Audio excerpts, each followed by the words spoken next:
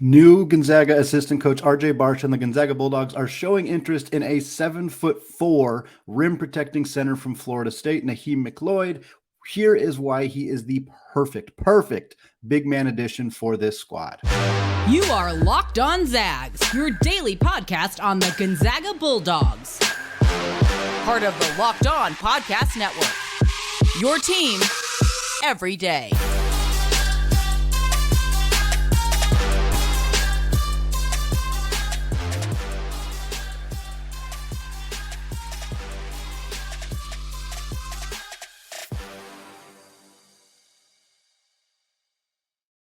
What is going on, y'all? Welcome to the Locked On Zags podcast, part of the Locked On Podcast Network, your team every day. I'm your host and longtime Gonzaga podcaster, Andy Patton, here to bring you news and updates on all things Zag athletics. Well, we got a pair of transfer portal targets to discuss today for the Zags before we close things out, discussing Lisa Fortier and the women's team. They have added a player. They have lost a player. What does it mean for the roster next season? We'll close out the show talking about that. But today we are talking about Zags' known interest in Florida State transfer center Naheem McLeod. Now, for those of you who have not heard about McLeod, he is a 7'4" center from Philadelphia. He spent the last 2 seasons at Florida State with the Noles.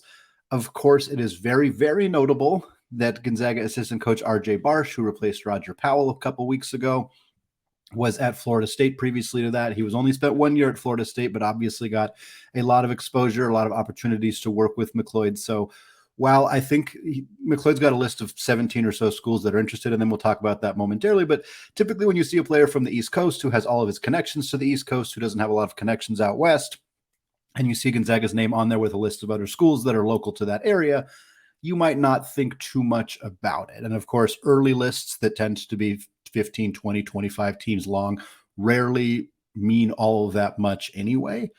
But we have to talk about McLeod here for 2 reasons. One, he fits a need for Gonzaga's roster next season, and his youth and rawness and rim protecting ability all kind of match what Gonzaga might look for in a transfer portal center. And B, there is an obvious connection. Rjay Barsh knows Naheem McLeod. He is familiar with him. When he reaches out to him, McLeod is far more likely to take that call and show that interest. Of course, any big man should show some interest in coming to Gonzaga because of what they have done with big men over the past. So there's a lot of reasons to believe that this could at least be a school that McLeod legitimately considers as his next destination in college.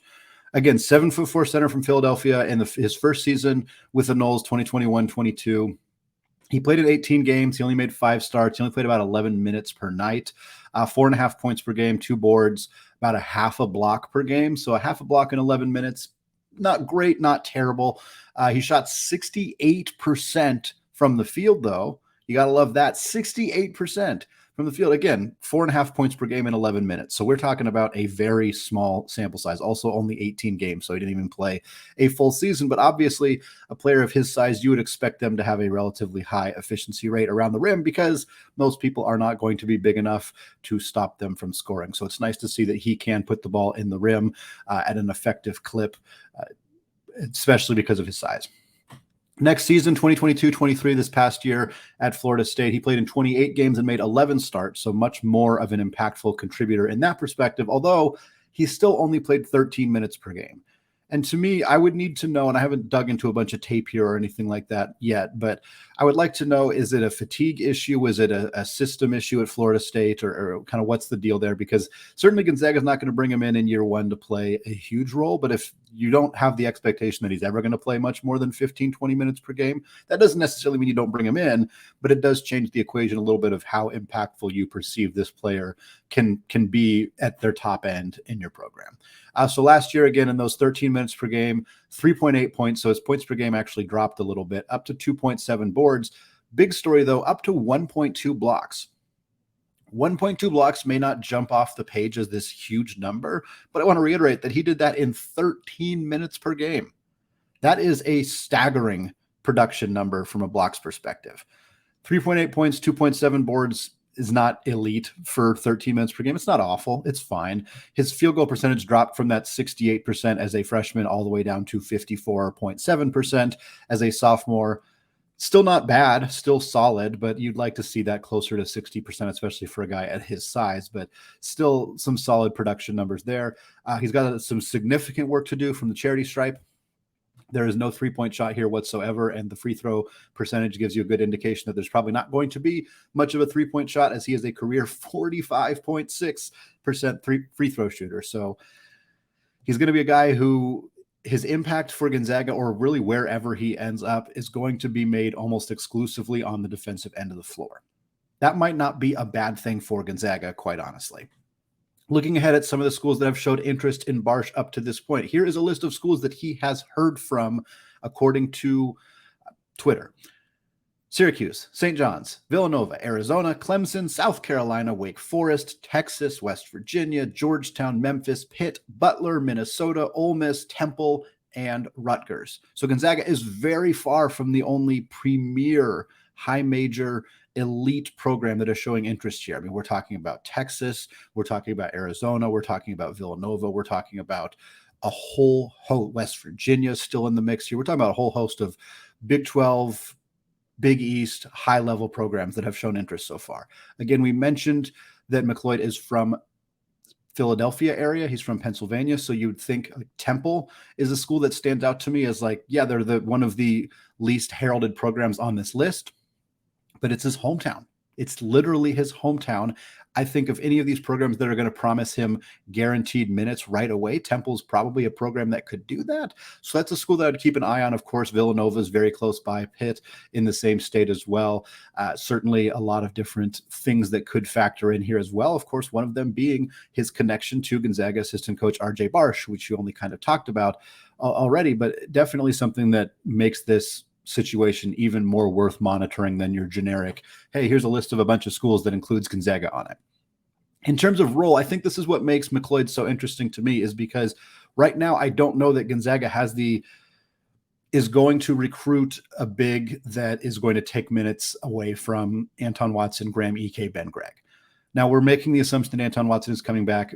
I don't know if the staff is making that set assumption or not as well. I don't know what they should be doing. So that is a obvious factor here. But for me, if you do think Anton Watson's coming back, you have to expect that Watson, Ike, and Gregg are your three primary post players. You also still have Caden Perry, assuming he is healthy enough to set foot on the floor next year, which he has indicated that he plans to be back at that time. We will see what that looks like. You have Braden Huff, who of course did not come here to redshirt for a year and then not play his next year. So he's going to be competing for those fourth big minutes alongside Caden Perry. You also have two newcomers coming in Alex Tui and Jun-Suk Yo, who are both 6'8", maybe more threes than fours, but might factor into that kind of front court mix as well. So I don't think you can go out and recruit a big who needs to come in and play 25 minutes per game unless you are basically pushing somebody out. And somebody in this case would probably be Anton Watson. The Zags are not pushing him out by any stretch of the imagination. So if you want him to get minutes, if you want Gregg to get minutes, if you need Ike to get minutes, you don't have a ton of other minutes to go around. That's why I think McLeod is an interesting fit. He's played about 12 minutes per game in his first 2 seasons of his collegiate career. So it's not like he would be taking a huge dip in playing time were he to come to Gonzaga. He has multiple years of eligibility remaining, and he's just kind of a development big. He's raw. He's his offensive game is still really underdeveloped. The defensive game is already there. The impact is there. So you can look at him and kind of fit him into the puzzle for Gonzaga as a rim protecting big who can give you 10 to 12 minutes per night that, force the other team to not have as much ability to drive to the basket with the free reign, which is what we saw a lot last year. Think about that UCLA game and Amari Bailey and Jaime Jaquez just getting to the rim. And I know Gonzaga won that game, but we saw that in conference play a significant amount of times as well. And so having a player like this who can develop behind the scenes, who can get better by going up against Ike and Watson and Gregg in practice, who can get better because Gonzaga bigs just get better while they're waiting to play. Like it's something that has happened pretty consistently for the last 20 years. And he can already fill a role in year one. I mean, there's a lot of benefits there. There's a lot of things you can see why this would make sense to have him be your fourth big. Now, of course, the biggest questions is what does this mean for Braden Huff? Does he enter the portal if this happens? What does this mean for Caden Perry? Does he want to stick around? Does he feel healthy enough to try to transfer somewhere else and convince somebody to take a shot on him? Is he going to stay and wait another year? Like, what does this mean for Anton Watson? Could this be enough to push him out the door? I doubt it, but you never know. I think if Gonzaga got an inkling that recruiting or signing a player like McLeod would push Watson out the door, I don't think they would do it. So there's a lot here. There's a lot here, a lot of questions, a lot of things to figure out how this works. But to me, if Gonzaga is going to add a big, and I think the priority is guards, and we'll talk about that in the second segment, but if Gonzaga is going to add a big, a young developmental big with rim protecting ability and size, because, you know, Caden Perry's got rim protecting ability, but he's 6'9". So there's some level of, he's capped in some level and how far he can be an elite rim protector. McLeod is not, his potential as a rim protector is sky high. So that's the kind of player I would want to add. Like, that's the archetype I'd be looking for. Young developmental big with rim protecting abilities. McLeod fits that to a T, and he already has a connection at Gonzaga in Rjay Barsh. To me, this makes a ton of sense. As much sense as you can find. Is he a name that's going to, like, you know, that's going to put Gonzaga, move Gonzaga up a bunch of transfer ranking lists the way that Ryan Nembhard at Graham Ike did? No. But is it the kind of shrewd move that a coach like Mark Few should be making to bolster his roster and make it the best possible group of guys that he can take into the next year? Yes, absolutely it is. We'll continue to keep an update on McLeod if this list gets shortened and if Gonzaga remains in that conversation. But for me, this is a slam dunk decision for the Zags if they can convince him to move across the country, follow his old coach in Barsh, and come to Spokane. Well, the backcourt is a more pressing, immediate need for the Zags. And next up is a player that could help Mark Few's team in the short and the long term. More on that after a word from today's sponsor, FanDuel. Grand slams, no-hitters, and double plays are back, and there is no better place to get in on the MLB action than FanDuel, America's #1 sports book. That's because right now, new customers can step up to the plate with a no-sweat first bet up to $1,000. Just go to FanDuel.com/lockedon to sign up, place your first bet, and get up to $1,000 back in bonus bets if you do not win. Maybe you Zag fans want to bet on Marco Gonzalez to get a win for the Mariners. Maybe you want to bet on Eli Morgan to get a save for the Cleveland Guardians. Either way, don't miss your chance to get a no-sweat first bet up to $1,000 when you join FanDuel today. Just go to FanDuel.com/lockedon to sign up. FanDuel, an official partner of Major League Baseball.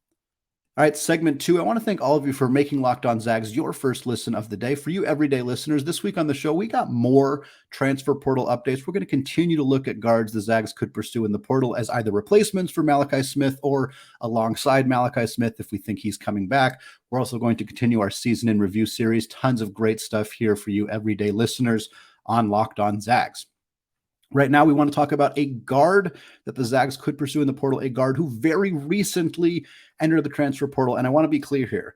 At times, we're going to talk about some of the higher profile guards. There are some really big, interesting names in the transfer portal that we'll talk about later this week. Maybe we'll get a chance to talk about Jonathan Lawson from Memphis, Arterio Morris from Texas. Heck, we haven't talked about Severe Wheeler, who I don't think the Zags are strongly connected to out of Kentucky, but there are some bigger, high profile names in the portal. The name I'm talking about today is not necessarily one of those names, but bear with me because I think there's a lot of reasoning that this could be a solid match for the Zags. The player I'm talking about today in this segment is UT-Arlington point guard Chendall Weaver. Weaver is a 6'3" combo guard from Mansfield, Texas. Last year, he was the WAC Freshman of the Year. To me, we're talking about a player who has 3 years of eligibility remaining. So that's why I mentioned this could be a short-term and long-term addition for the Zags. Trying to make long-term transfer portal additions is tough. Efton Reed was viewed as a long-term transfer portal addition. It did not work. Now, the rules have tightened up where if you want to transfer a second time, you have to sit out a year. In theory, that will convince players, maybe have less players entering the portal a second time, assuming that the NCAA does not grant waivers in these situations, something that we will kind of find out how often that ends up happening. But to me, a player like Chendall Weaver, who has 3 years of eligibility remaining and has already posted a very, very good season in college basketball, is well worth taking a look at. For Weaver, he played again 1 year at UT-Arlington last year. His coach got fired in the middle of the season, so that's a pretty compelling reason for why a player would enter the transfer portal. He played 32 games last year for UT-Arlington, 25 starts, played about 30 minutes per game, so he was a big-time contributor for this team in year one. 9.5 points per game, 4.6 rebounds, 2 assists, 0.9 steals. He shot 46.5% on two-pointers, but here's the kicker. He shot 40.2% on threes and about 2.5 attempts per game. So he had the ball in his hands a lot. He got a lot of rebounds. He distributed the ball capably. He got a decent amount of steals, and he shot 40% from deep. He was also 70% from the free throw line, and we saw some solid performances from him even in their non-conference slate. Case in point, they played University of San Francisco, an opponent he would face if he joined the Zags, of course. He had 8 points, 10 boards, 2 assists, and 2 steals in that game. You kind of love that all-around performance that Weaver can give you in that kind of game.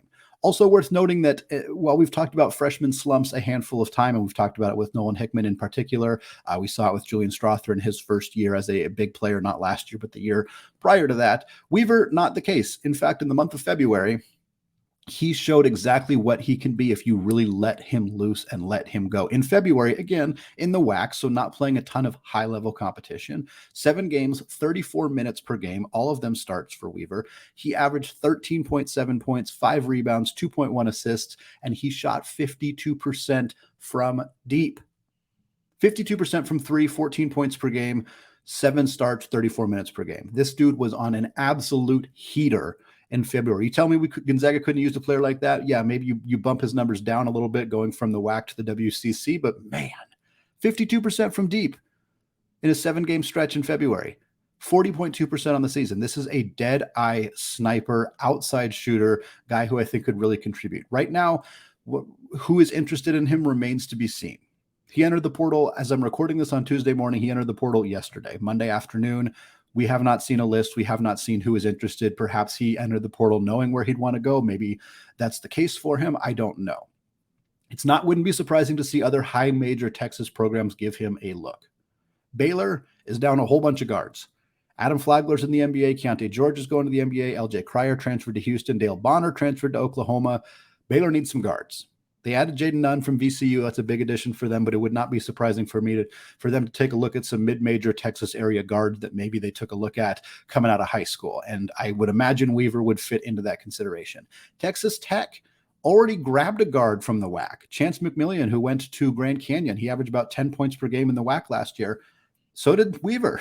There's an obvious connection there that could potentially happen if Texas Tech wanted to continue to add some mid-major players to their team, because they have had their roster gutted after the really unceremonious firing of Mark Adams after the season. I could also see some other high-level mid-major programs in Texas potentially giving him a look here.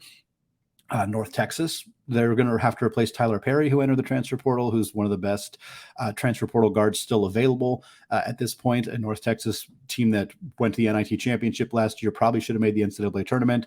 They're going to be in that conversation again in Conference USA next year. Actually, they're moving to the American Conference next year. So they're bumping up a level, higher conference, going to need some talent. I could see that. Or UTEP. Same kind of situation for them. I think there's some programs there. Rice even makes some sense. So he's also not limited to staying in Texas. I know I'm focusing on that because a lot of people tend to stay home. And as a guy who stayed home his first year in college, I think it's possible he continues to do that. But again, I think for Gonzaga to take a look here and say, hey, this is a guy who we think could potentially play a role for us right away. And if we believe that there's some development potential for him, I mean, he's a guy who's not recruited at all out of high school. Most guys who end up at UT-Arlington weren't really all that recruited. He didn't have any stars at 24/7 Sports. He was also listed at being 6'1", coming out of high school. UT-A listed him at 6'3". Sometimes those lists are just off. So it doesn't necessarily mean anything, but also sometimes 18, 19-year-old kids grow. So it's possible he's gotten a little bit bigger, filled out his body a little bit more. So for me, is it a super realistic target? I don't know. Not necessarily. Has Gonzaga gone down to the mid-major level to find a depth guard before? Absolutely. Gino Crandall is an exceptional example of that. Aaron Cook was a mid-major guard, came to Gonzaga, then of course went to Georgia for his final year of eligibility. So it's not like the Zags haven't done this before. You'd think WAC Freshman of the Year would be a somewhat appealing target as one of the best young players in the entire conference. Again, I think there's a possibility that we would see a Woolridge effect, also another mid-major guard who came to Gonzaga, and Ryan Woolridge from North Texas, who we just mentioned there. I don't think that he's going to go from 40% from three to 50% from three necessarily, but he was in a role where he shot 40% on 2.5 attempts per game. I think that could more or less be his role next year, just coming off the bench. He comes off the bench, he plays 15, 18 minutes per night in a third, fourth guard role. Kind of depends what you do with Dusty Stromer in this situation. Obviously depends significantly on what happens with Malachi Smith. But if Malachi Smith's gone, then you have Weaver playing a relatively big role behind Brian Nembhard, behind Nolan Hickman, alongside Dusty Stromer. Those guys also fill in at the three behind Steele Venters as well. I think you see a situation where Weaver, he's often the fourth or fifth option on the floor offensively. He might get some more open looks, might be a more efficient scorer around the rim, more efficient mid-range scorer, maybe even a more efficient three-point shooter as well. I think there's a lot to like, a lot of appeal here in Weaver. There's also, if we're being honest, a fair amount of players somewhat similar to him who are available. But I think that this archetype, good three-point shooter, younger developmental guard, maybe exceeded expectations in their first 1 or 2 years in college. That to me feels like a Gonzaga player, because they can continue to develop you. They can give you space. They can give you room to run. And I'd need to watch more of UT-Arlington's offense to see kind of what style he played. But I think there's a lot of opportunity here, a lot of the kind of player, whether it's him or somebody like him, that I think could really thrive at Gonzaga, again, in a small role in the short term, and then potentially in a larger role, depending on, of course, who Gonzaga recruits in the future and how long Ryan Nembhard stays and all that other good stuff. But I think this is the kind of addition that may not turn a lot of heads, similar with McLeod, like we talked about in the first segment, but might be exactly what Gonzaga needs to, you're only going to play 8 or 9 players. You don't need to add, a whole bunch of superstars. You need to find guys to fill those roles. And to me, Weaver and McLeod would be guys who could kind of fill some of those not as sexy roles on Gonzaga's roster, but really important ones for them to compete for a championship next season. Well, Elite 48's program has made one addition in the transfer portal and has one player on the way out. We'll break it down on the show to close us out right after this.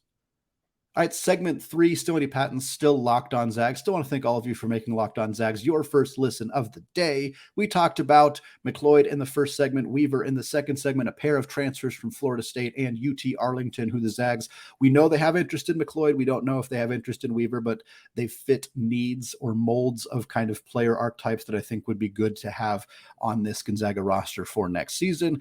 We're going to close out the show talking about the women's basketball program. I want to shout out Heat Check College Basketball. They put together an extremely comprehensive list of the women's basketball transfer portal. It exists on the men's side at a handful of different websites, doesn't really exist on the women's side. Talia Goodman put it together, a reporter at the University of Indiana. She put it together at Heat Check College Basketball. It's a list of every single player who has entered the portal, where they have ended up, where they have landed, if that is news that we have at this point. It is getting updated on a daily basis. Highly recommend checking out if you're interested in what player movement is happening on the women's basketball side. For Gonzaga, here is the update. 1 player in, 1 player out. That's what we have so far. We didn't expect there to be a ton of updates this year, because the biggest update that the women's basketball program got was the announcement that basically everybody is coming back. Vonnie Ejim's coming back. Eliza Hollingsworth's coming back. The Trunk twins are coming back. That is a huge, huge boost for this. This team is going to be deep. They're going to be experienced. They're going to have a connection with each other, a camaraderie that a lot of other teams don't have. I think it's going to make them a really, really exciting team. They are adding a player from the University of Utah named Naya Ojukwu.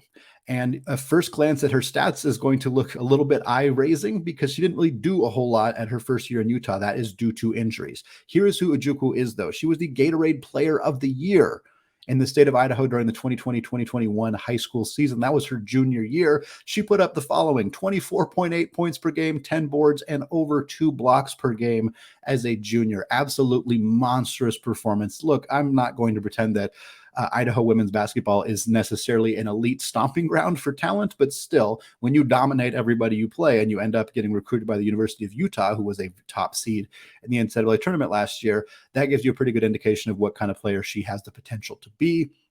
She suffered a knee injury during her senior season of high school, and it impacted her first year at Utah as well. She only played 4 games for the Utes last year. 5.5 minutes per game, 3.3 points, 2.3 boards. The stats don't really matter in a 4-game sample size. The first game she played was against Mississippi Valley State. She had 10 and 5. Again, a lower level opponent for Utah, certainly, but still some indication that she can almost certainly contribute at this level. And now she joins the Zags. She follows Brenna Maxwell, who of course transferred from Utah to Gonzaga last year and then led the nation in 3-point shooting. Got to imagine that seeing somebody succeed that tremendously in that move probably helped Ojukwu make the same move herself. And there is a role available to her. We just talked about how many players are returning, how there's not a lot of open minutes necessarily going around on Gonzaga's women's team, but they did lose a player in the transfer portal in McKayla Williams. And Ojukwu is a similar size, similar position out on the wing. So I think that that's kind of the obvious replacement angle here that Lisa Fortier is looking at when adding a player like Ojukwu. Of course, we need to figure out the injury history. Is she going to be ready to contribute on day one? What does that look like? Certainly, I'm sure they've done their due diligence in that regard, but I think that Ojukwu does come in and helps replace McKayla Williams, who, mind you, was very good last year. So Williams entered the transfer portal. She's one of the only losses that it appears this women's team is going to have to take between last season and this upcoming season. She stepped into a starting role last year after 2 years on the bench, and she was really productive. This is a tough loss for Lisa Fortier's team. 33 starts last year. She played about 31 minutes per game, 7.7 points, 3.9 rebounds, 2.3 assists, and 1 steal. Did a little bit of everything. She also shot 34% from beyond the arc and 81% from the free throw line. So 3-level scorer, good rebounder, solid distributor, got some steals as well, kind of did a little bit of everything. Again, that's a tough loss. So I think we'll see Ojukwu potentially step into that role for the Zags. Maybe Eliza Hollingsworth steps up, does a little bit more. Maybe there's some other youth on the roster that could step up here. Also, they're bringing back former 5-star wing Bree Salenbean, and she was a 5-star player. She did not play at all last year with an ACL injury. She played only 9 minutes per game as a freshman in the 2021-22 season. 9 games, 9 minutes, 2.6 points per game, did not play last year. So what she's going to be like, how much she can contribute, completely up in the air right now. But between returning Salenbean back to a bigger role next year, between adding Ojukwu, I think you can feel pretty confident that you can replace at least most of that production from McKayla Williams and have this team back in a spot where they're more or less the same roster construction. They have 1 extra year of experience all playing with each other.